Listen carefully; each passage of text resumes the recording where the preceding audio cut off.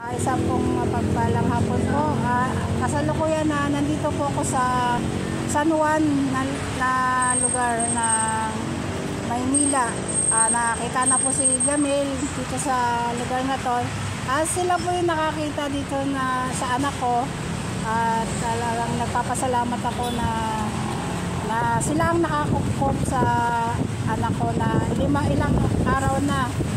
Mga 5 araw na siyang nawawala. Kaya eto, siya po yung nakakuha sa anak ko na hindi nila binabayaan, kinukup nila, pinakain at binigyan ng damit.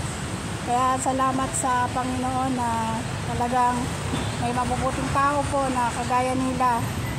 Dito po sa car wash ng San Juan City. Yan, dito po. Malapit sa SM Santa Mesa. Yan, sila po mag-asawa. Salamat po sa inyo sa tulong ninyo na natulungan niyo anak ko na hanap sa inyong kabutihan.